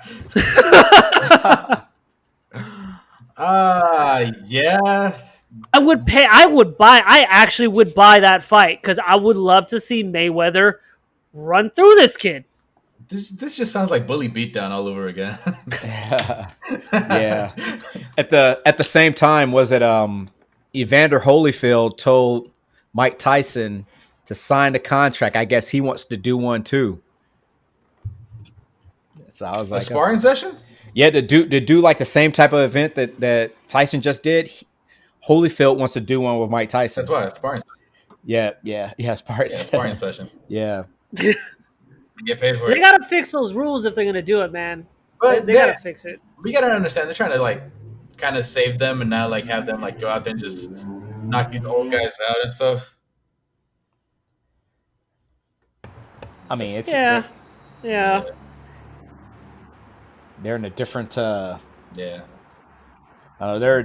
in a different time of different time of their life, like they shouldn't be hitting each other in that at all. Yeah, it's true. Speaking of old people, now that we're speaking of some old people, I want to bring up my topic. All right, what you got? This topic's on IG. I don't know if you guys heard about it, but the Pope be out here liking them cheeks. Oh Yes, I heard about that. Yes, yeah, Oh, did you guys see the picture? yes, Did you guys yeah, see the picture? yes, yeah, I He be yeah. did. I saw the picture. liking them Yeah, cheeks. them cheeks. I was like, good choice, good choice, good choice. Yeah, I knew I liked this Pope. I knew I liked this Pope. He's cool. He's cool with yeah, me. He's cool with me. You know what? I might go to church. I might go to church. yeah. That was legit. I saw that. I was But like, yeah, that's what's up. but with that being said, I mean, well, we know that's not him running that account at all. You know, this old man's like, you know, it's not him on the account. But with that being said, I was what was I? Where did I think of this topic? I was listening to a book, right? I was listening to a book. To the nerds out there, Ready Player Two. Don't listen to it at all. Uh, Don't or read it. Don't avoid that book. And then I was listening to some other podcasts, and this recurring thing came up where can you guys differentiate the art from the artist? So one of the things is like J.K. Rowling is getting canceled, was getting canceled, or A still bunch is. of times. I don't know Yeah, if she's been canceled so many times now. But yeah, so you got so many people out there like ripping their little Harry Potter sticker off their cars. You got them like removing the tattoos off and stuff like that. And it's kind of like, why are you putting so much thought into their mentality and not their art? yes. So can you guys do So that? Can you? yes, definitely, I could do that. And like, I mean, I don't know. I just think it's a lot of people in the generation in this generation nowadays, and there's probably more people that are on Twitter that are into that kind of thing. They're so intolerant of stuff. Like there's plenty of people that I love the work that they've done, but like their things that they've done in their personal life or their ideology for whatever, I don't agree with. But that's perfectly fine. I'm quite sure that just like with you two, like you both train with me and learn from me, but I'm quite sure there's quite a few things that you wouldn't agree with me on, either be political or whatever, and that's fine. That's a good thing. I don't think that you should demonize yeah, somebody just because of an opinion, or cancel them Yeah. because of that. But at the same time, you know, if it's somebody I think that like, I don't like what J.K. Rowling did or whatever, I still can like Harry Potter. I can differentiate the two and say yeah, that, hey, any and every person is going to have, like people are going to do good things and bad things. So Yep. with them being that way, like I don't put so much stock in a person to be like, oh my God, like they're, I could separate the two. I could separate like, okay, they've done great things and they've done probably deplorable things. And Yep. so yep, what? So what? Because nobody's perfect and nobody's 100% good. Nobody's 100% bad. yep. And so, I mean, Yeah, because that's that's been going on like throughout history. I can literally list all these examples of where they did like the person did something, but everyone still loves their art. Here's some examples: Bobby Fischer, greatest chess player of all time, wildly anti-Semitic and a Nazi sympathizer, but we still study his games. yeah, H.P. Lovecraft, wildly racist. All his Racist. stories were talking about how black people were the monsters and they're like spawns from hell, but we still use him as a premise for everything science fiction horror. Yep. Pantera, probably one of the greatest rock bands of all time. The dude did a bunch of Nazi salutes at a while drunk performing. His music is still on Spotify. You know what I mean? yeah. Like the list goes on. List goes on. The list goes on. You got O.J. Simpson. He rushed for over 11,000 yards. you know, he just, the juice. The juice. he kills some people. Wait, no. Allegedly, We don't know. allegedly, We don't know. allegedly, Allegedly. allegedly. The But hey, glove don't Yeah. fit. We must quit. Hey. No. Yeah, like all those rushing the list yards, goes on, yo. all those rushing yards, that's a phenomenal feat. So Prince I mean- turning around and going bashing for a Yeah. while too. here's another one. Here's another one that a lot of people don't know. Everyone likes the Ford cars. The guy who created Ford was a Nazi sympathizer. In his office had a giant picture of Hitler, but we still have his cars. Yeah. Yeah, there'll be a lot of things It's about a lot of people that would probably shock, Disney. yeah, like this is not new. And sometimes you have to separate it. When you read Harry Potter and people who've read it hundreds of millions of times, were there any anti-Semitic remarks? Was there any transphobia? Was there any racism? No, there wasn't. Well, kind of. Yeah, yeah. Oh, well, But you know what I'm saying. yeah. But like, okay. So the whole thing with her with J.K. Rowling is that the hypocrisy is strong with that one because she was one of the ones that was really pushing like the cancel culture and Feminist. she pandered to people that subscribe to that school of thought. So when it comes to her, it's like, hey, you are a victim of something that you've supported big time. So I mean, Yeah. Something you stood behind. where with her, like, hey, I'm like, hey, however she feels, that's how she feels. You know, when it comes to her, like, go, do you? That's fine.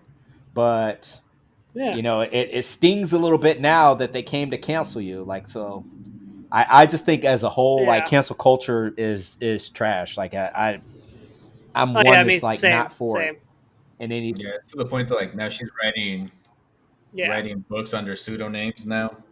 yeah, yeah. I'm not a big fan of it either because it's just like you ask for it doesn't help the situation. You're making it worse because there's no discussion. There's there's no chance to apologize and relearn. No, it's like I'm gonna Yeah, press no this button redemption. and your Yeah, life is over. And I'm gonna feel yeah. But the whole thing is you want people to understand. You want them to learn. They're not going to learn if you destroy them. yeah. They're just going to Or hate even harder or because the people that destroyed them, they're going to hate. there's some people that got canceled just for asking because they didn't understand. So like Yeah. Yes, that's true. That's true. that boggles my mind. Like, how are you going to have somebody that's going to be, that's going to be convinced to come to your side or go there if they ask you a question and you cancel them, because they Yep. didn't happen to know. I don't live my life like, a number of other people, so I might not be in the know. I might not know anything about it. So if a person comes to you, Yep. wanting to know about it, don't cancel them. Like, I mean, it's just Yeah. Give them a my, chance to try to redeem themselves. yeah. You know, My whole thing is try. that, That's like, somebody losing the ability to be able to provide for themselves and for their family. Now, J.K. Rowling, she's fine, but there's people that, like, they Yeah, will yeah. lose everything, like everything. Like, that's painful. Yeah. I can't just sit and like that. You know, what if that This cancel generation is so yeah, fucked. yeah, it's messed up. What if that cancel culture came around and bit those people? They lose everything. Then you're going to be sitting there like, oh, I wish yep. somebody gave me a chance and da da da. Like, no, that's horrible. That Yep. is horrible. Mm-mm. Yeah. I think everyone should at least have a chance to try to change, the True. initial shock is always going to be like, yeah, screw that guy. But then it's like, all right, we got the anger out. Let's try to rehabilitate and try to open up. Either try to change, or who cares if that's the way they live? Let them live the way they live. Like, if that's what they believe, I'd rather know if somebody is a certain way than for them to be pretending like they're not. If somebody, That's like, true. if they're going to live that way, let people do them and go on about it. Don't try to inflict the way you live on someone else. So Oh, yeah. rehabilitate Yeah. if a person's open to it, yeah. But if somebody's going to sit there and be, however, and it's not cool, let them sit Let there him and go. be. Let Let them him let go. them go. Let Let him them go. go. Just let them be that Yeah. way. Yeah. Eh, As long as they're not running around killing people, then yeah, totally let them go. not even that far. I'm not even thinking that If far. you're not infringing, if you're not any crime or infringing on somebody else in the fact that you are actually harming them, not feelings, not like, oh, you hurt my feelings. No, like if a person is not actually physically stopping someone from doing something or preventing someone from doing something, Yeah, then yeah, let them be. Not criminal. Let them be. Let them be. yeah. If they're just barking on Twitter all day long, let them bark. Yeah. Just let 'em bark. Yeah, but if we let that kind of toxic mentality out for so long, though, there's somebody else that's not gonna have that strong mindset to say, "Oh, this guy's not right in his head." Somebody's gonna follow behind him, and behind that mindset of, "Oh, this guy says that all trans people, blank, blank, blank, whatever the statement is," and then fall behind that statement. Like, do we want more of that, or So are we okay with? so my thing is that as long as it's not a call for violence, because that's against the law. I don't care what somebody says, what speech or whatever speech they have. Like let them free. Now, are there consequences to things they say? To what a person could say? Yeah, but a person have the right to say that, have the right to be that way. And sometimes people need to know that, hey, you get offended, so what? I mean, it's sad. Like some things are offensive and it's not cool, for somebody to say certain things, but you can't prevent someone from saying, whatever. Like and like that's where like people from my generation older, like yeah, people say things to you all the time. It's like whatever. If it's not true, it doesn't bother me, and I'll keep on going about my own business. Like nowadays, people they get so like offended and in their offense, like they're going and taking things way to the extreme. Am I about Okay. people being polite and considerate and courteous to others? Yes, big time. Like in any stretch of the imagination. Like I believe in respecting people and I hope that they would do the same for me. But if it doesn't happen, like if somebody doesn't like respect me or they say whatever to me, okay, talk is cheap. People can say whatever. Like it's talk is cheap. Now actions, that's something that would really upset me or make me, if somebody took some kind of action against me, then okay, that's a little bit different than talk. But anybody can talk, they can say whatever, and it's like whatever. And See, a lot but of people should be more in that mind frame. see, I'm not gonna let you do that because we're from the school of thought that words are words. We take shit to action anytime, and that's where our problem is gonna be resolved. Some people words hurt way more than action do. That's true. So it's kind of like some people But just do not take.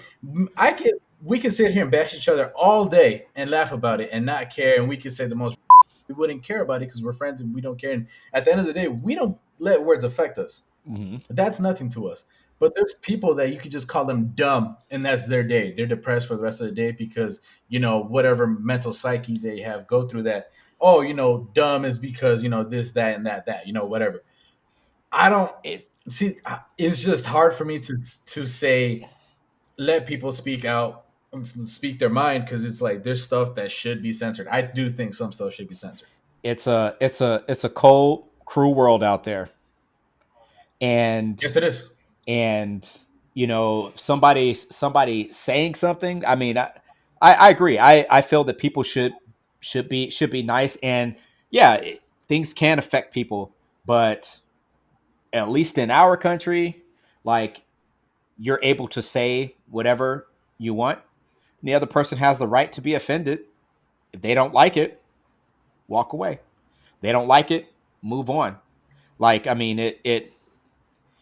certain situations might turn up and develop into something else, but at the same time, yeah, things don't affect us that way. Words, affect other people, but where would you, where, But there you're talking about a perfect world. You're talking about a perfect no, world where everybody's just the same, and yeah. no, Because if you're no, saying that, oh, no, it's not a perfect if world. you're saying It's not a perfect world. if you're I just saying think everybody, if you're saying everybody should just, oh, words are words, and we're not gonna get offended, that's a perfect my thing world. is that like I have the right to say whatever I want or however I feel, short of calling for violence. then, you know, just like the other people do. And in any case, when you start censoring stuff like that, where's it going to stop? Because eventually, any and everybody that's about, you know, freedom of speech or anything, they're gonna you know, they're gonna be long gone. Then it'll just be you. Then it's gonna come around to you. It's just like you see nowadays. Like after they cancel so many people, the cancel starts coming for them. Like who's that comedian?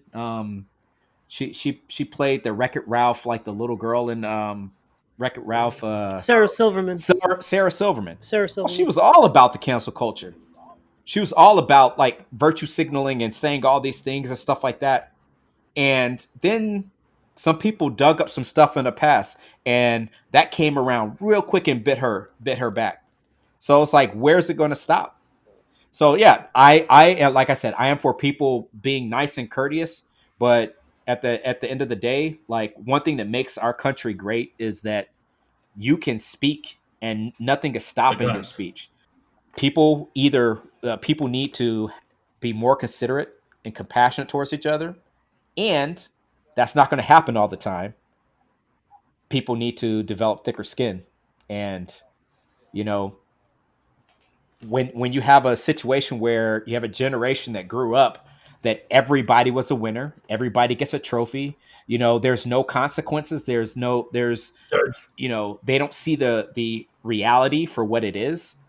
That makes things really hard when reality comes smacking them right in the face. So I think that when I grew up and people would say things and I dealt with it, wouldn't let it bother me or whatever, went on about my day. Like I learned I developed thick skin and stuff doesn't bother me, and it helps you develop because not everybody's going to be kind to you. Not everybody's going to like you. So I don't know. Like I understand what you're saying, but my rights. You didn't grow up with a safe space? No, definitely not at all. Definitely not. There's no safe space. To you, like as soon as he said you didn't grow up in a safe space, all I thought about was all the crazy stories he told me growing up. I'm like, yeah, no, you understand. You understand? Like I was like some of the stuff that like just for instance, like the meanest stuff. I remember my mom saying some of the meanest stuff to me like growing up. So safe space, no, not at all. Bro, you don't even know, bro. You don't even know. Yeah. When I was staying with Caroso and living in Vegas and he was just going on about his childhood, safe wasn't the word I would use to describe anything. Yeah. Yeah. I mean, hearing stories about the like life or death prank wars he had with his brother, bro. Yeah. There's no safe space, bro. Oh, There's man. no safe space. Yeah. Yeah, I mean, like,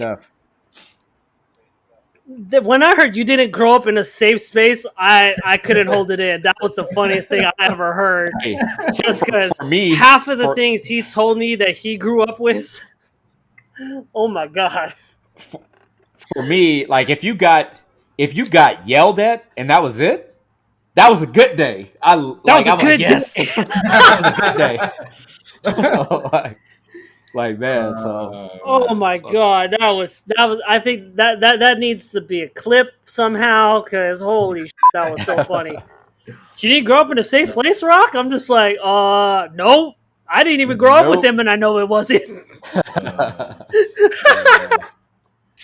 Yeah, we all need a safe space. I don't understand what you bro. Oh my god, the stories you used to tell me. I'm surprised you made it past 13, and that wasn't even out. Yeah. That wasn't like, I was outside of my house in a bad neighborhood. No, I walked out of my room and I made it. Yeah, for real.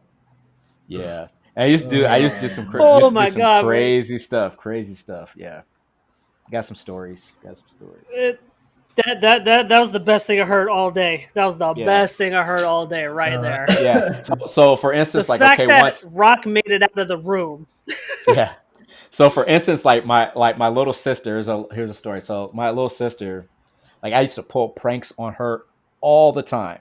And I remember she got me back really good. We were both teenagers, and so we have a very close family friend that is married to Booker T. And whenever WWF back then, WWE would ever come into town, like we would see them, and my sister would go and she would be like backstage with all the wrestlers and all the stuff like that. She met all of them.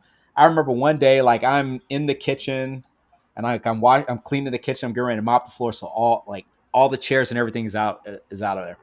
And so I took a break and I'm like looking at TV, and I'm like just standing in the living room, just chilling out in the living room. And then the next thing I know, my sister's like she walks in and she's like, "Yo, I could beat you up." And I was like, "What?" I'm like, "Whatever, get out of here." She's like, "No, I could beat you up." I'm like, all right. She takes a chair, like not like a folding chair on wrestling. She took a metal chair, and I'm sitting there, and she kicked me behind like where my knee was, so like I kind of dropped down a little bit, and she hit me with the chair, bow, and then like dropped it there, and like I'm all on the ground, like like all messed up. Dropped it on the ground. She's like, "See, I told you I could beat you up." She got all amped up from them wrestlers and came there and hit me with a real chair, left me twitching on the ground. It was crazy. Yeah. Shout out to Jasmine. Yeah, my sister. Like, yeah, it's dropping, bro. It's dropping. So yeah, we used to be into some stuff all the time. No. We got the audio though, and we got the video, so I think we're good. So real quick recap. Has it come back yet? Yeah. All right. It did. But we got the gist. Your sister knee dropped you and then smacks you in the face with a chair. Yeah, she hit me. Yeah, like I was turned around. She was like, "Bow." I was like, "Man, yeah." Wait. No safe space. This is why you need a safe space. This is why you need one. What do you mean? I would have to say though, going into that same topic, with the safe space thing and everything, I would definitely say it's where you grew up. It's definitely where you grew up. Yeah. Next to a firehouse like Vampiro. Yeah. Like you were in Vegas, Rock? Was that? Where were you raised? Mostly in Vegas, yeah. Like, I mean, I lived in the Midwest for like a small part of my childhood, and then moved to Vegas when I was 9, and was there pretty much, all the way to like college. Okay.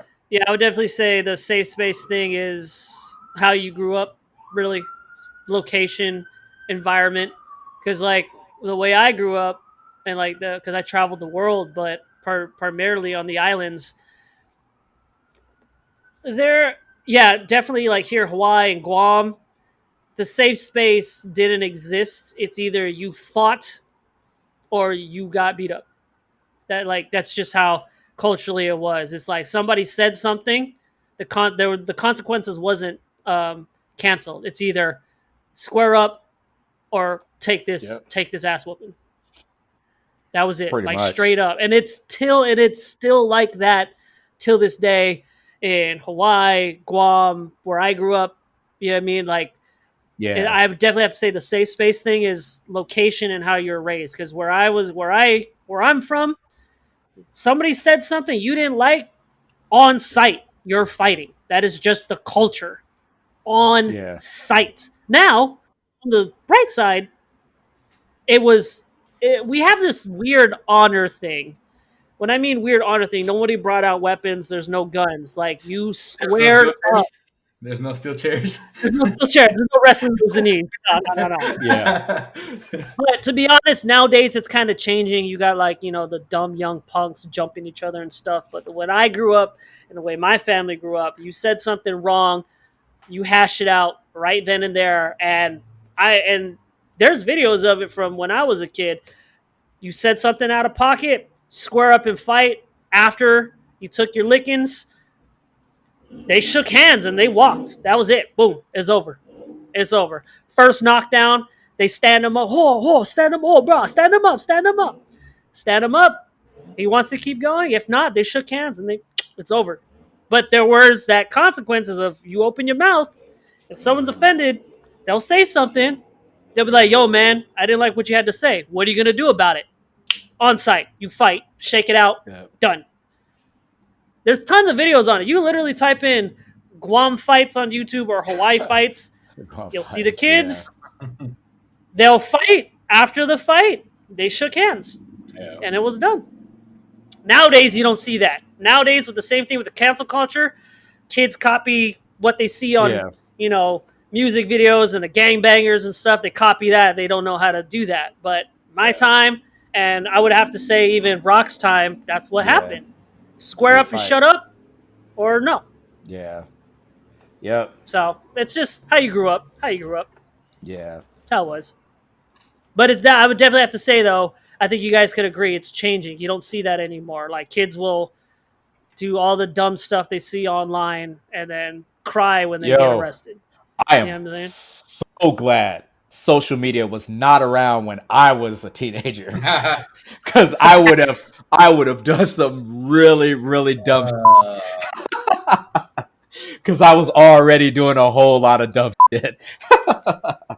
Man, facts. So yeah, it's just like we've been saying since we're in December. And we're creeping up on the 2-hour mark. Actually, technically, it could be under 2 hours just because of all the editing problems we've been having. Yeah. But I would definitely have to say, I think everybody could agree, 2020 has been weird. Just weird.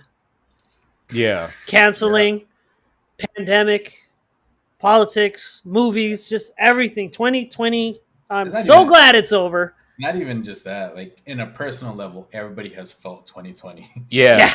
Everybody. Yeah. Yeah. Is it it's just been weird with everything. Cancel culture, the internet, social media, politics, you name it. 2020 hit every single bullet point. And now that we're in December, it's just like, yo, all this is just gonna be another chapter. We're just gonna turn that page because this year has been weird. Yeah. This is gonna be my year, man. It's gonna be my year. Then just crazy. Yeah, so I'm looking forward to 2021. I mean, if you were to go back 2 years, talk to yourself, and yo, Mike Tyson's gonna come out of retirement and fight Roy Jones Jr. What? That you know what I mean? Like, or just everything, or just saying, go back in time and say, yo, Disney's gonna have their own streaming service, or you know what I mean? Like. Just everything. It's just so weird. It's been a weird year, man. It's been horrible. Yeah. But, we made it. On the bright side, we see some humanity out of the Pope, and he's out here licking cheeks. So we're good, man. What can you do? Just keep going. Just keep going. Good sign. Keep it going. Speaking of IG, if you made it this far, go follow B&Z Podcast on IG. Go do that. Yep. But yeah, that's all I got today. Anybody else? Same. What'd you say?